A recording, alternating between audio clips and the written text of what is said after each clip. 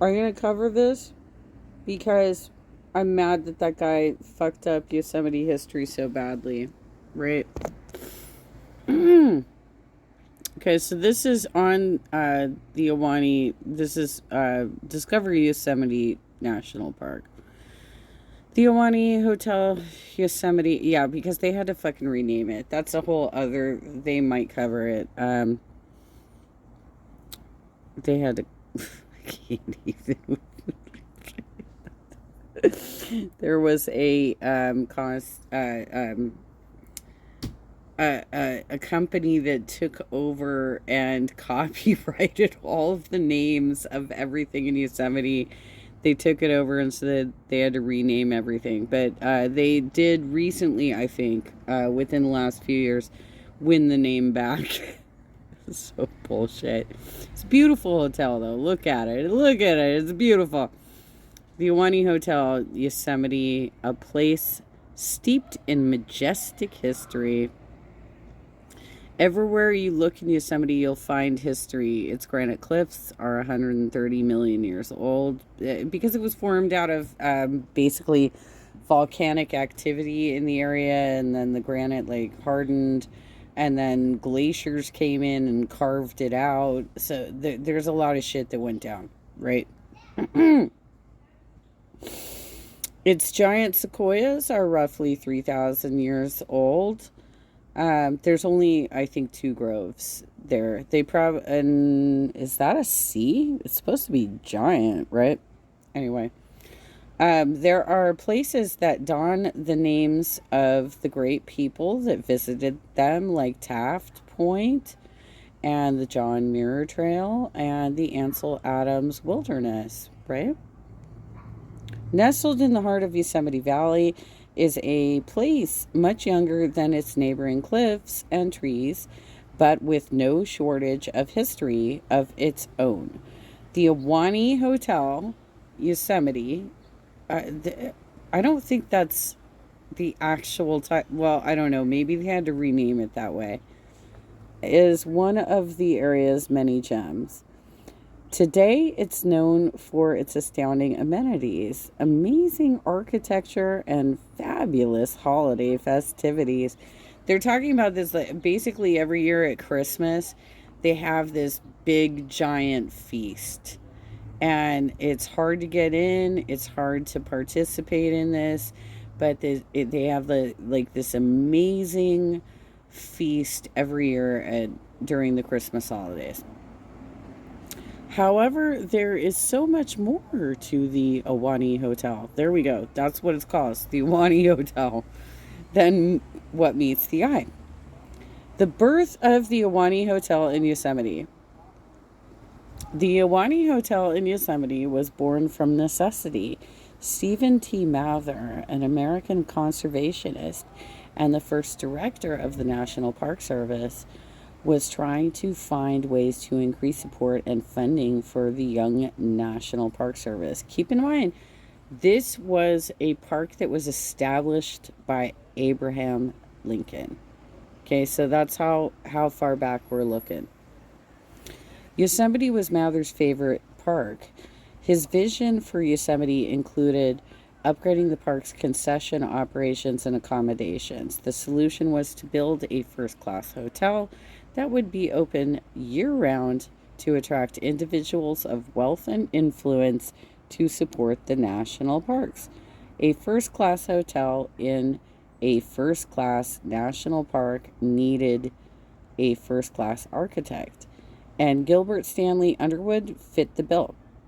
Harvard educated and with the design of the Union Pacific Railroad on his resume. Underwood was familiar with building in the parks. I'm fairly certain he also did, by the way, I'm just like, like I digress, right? I'm fairly certain this is the same guy that did the hotel that was built by Old Faithful in Yellowstone. He was the architect for the lodges in Bryce Canyon and Zion National Parks. Okay, so you're not going to drop that. But I think it is the same dude. Okay, look at how beautiful this hotel is. This is the lawn, by the way, that I discussed in my former video. There are over to the right side, well, my right, the left of the, I guess the left of the photo, but my right, looking at it, there are tables there. You can kind of see them where you can sit and order drinks from the bar, get like some bar food, like some cheese and crackers, or like a salami plate, or like they have a lot of really good bar food that they can bring out to you, and you can sit out on this lawn, and looking the other way away from the building is Half Dome. The Ahwahnee Hotel's facade is composed of granite and concrete stained to look like wood. Oh, to help reduce the risk of fire. Okay. All of the materials were delivered into the park by trucks. All right, I don't know why that's important, but Underwood's design should sound familiar to anyone who has seen the Ahwahnee Hotel in Yosemite. It consisted of a main tower with 3 wings off of it. The north wing would, yeah, that's true. The north wing would house an entry lobby.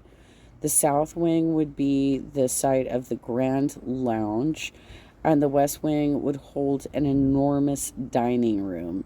To help reduce the risk of fire, the building was made mostly of steel, granite, and concrete that was stained to look like it was made from wood. I did not know that. That is new information to me.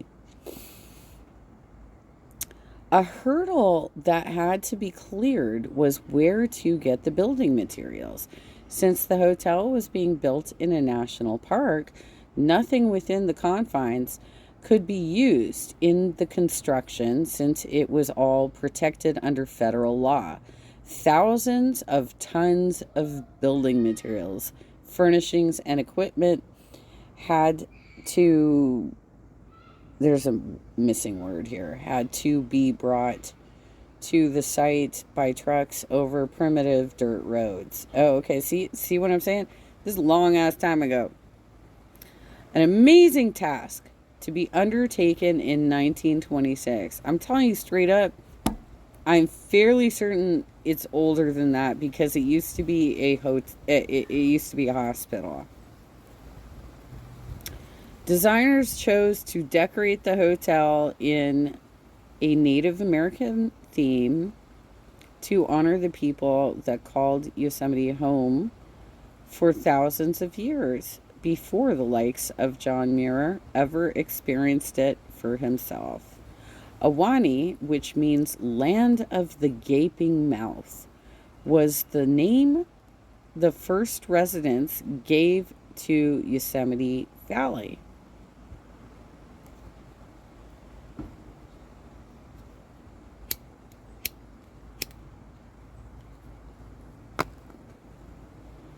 These first people, in turn, called themselves the Ahwahnee, the people of Ahwahnee.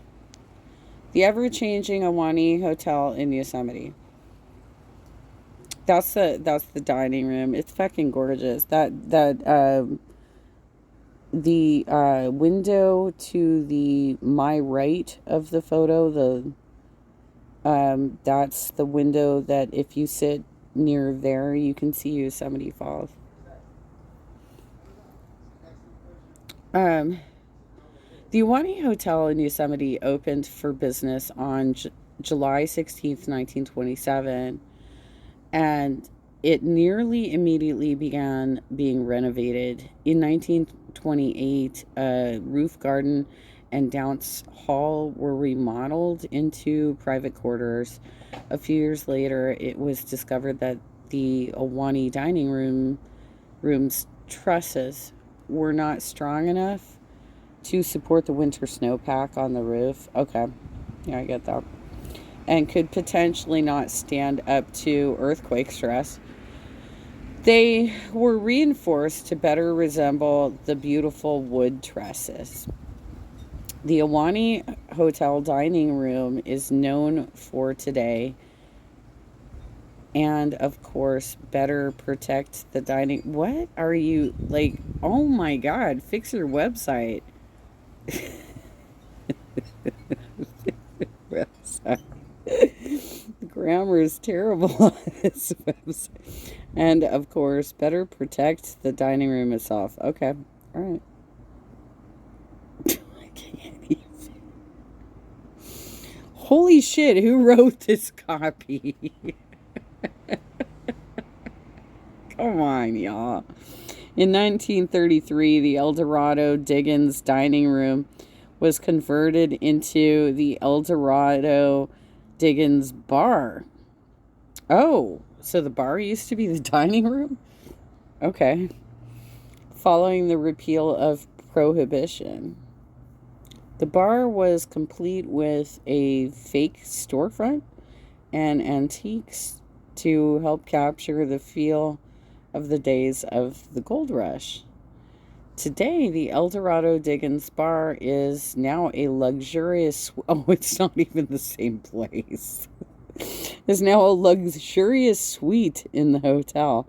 All right. Yeah, because the bar's downstairs. Come on, y'all. In 1943, the Ahwahnee took on an interesting guest. The United States Navy. The Navy took over the. Oh, okay. So they did it for World War II. So I was wrong. I'll accept that. I was wrong. All right.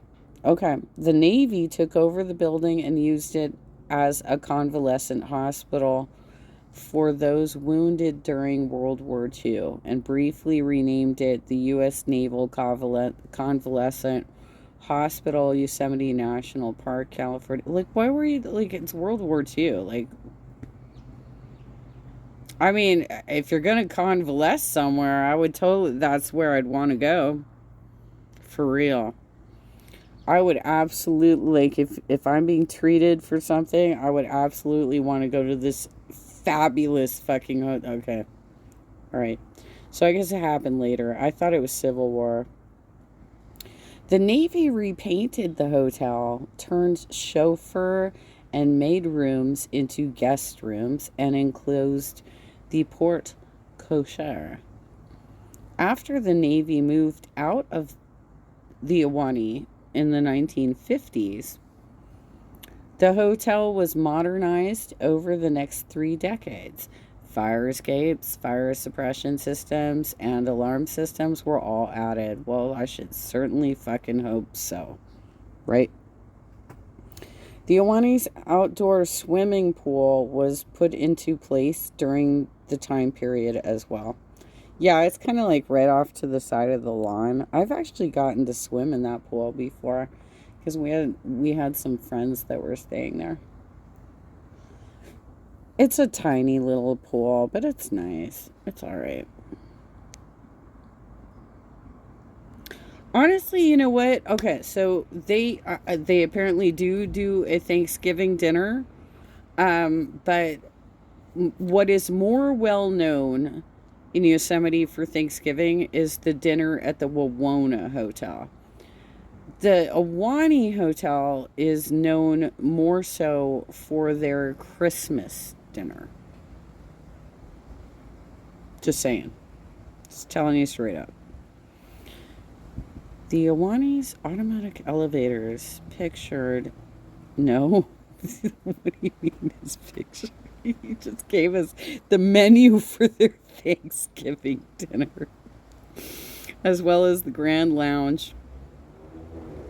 You keep putting C's instead of G's, all right? And the hotel lobby were all used as inspirations for the Overlook Hotel. This is where this motherfucker got his information. And I can tell you straight up, this site has grammar problems. It's got inaccuracies. This is not right. This is not right.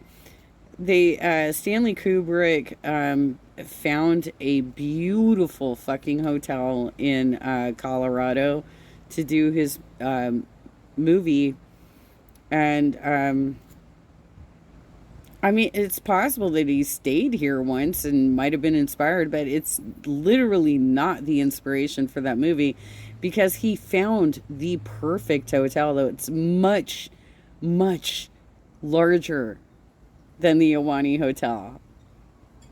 This is hilarious. He's calling it haunted simply because he read this dumbass website.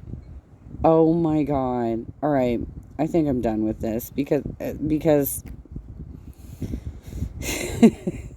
first of all, it's bullshit. Um and like seriously, like well, look at the elevators and it's like a list of what they're serving for Thanksgiving. Come on, you guys. How can that be your source? How can that be your source? They do have a lovely dining room. I'm not trying to bag on the hotel. I love that hotel. But to act like the hotel is somehow haunted because Stanley Kubrick potentially stayed there once? Give me a break.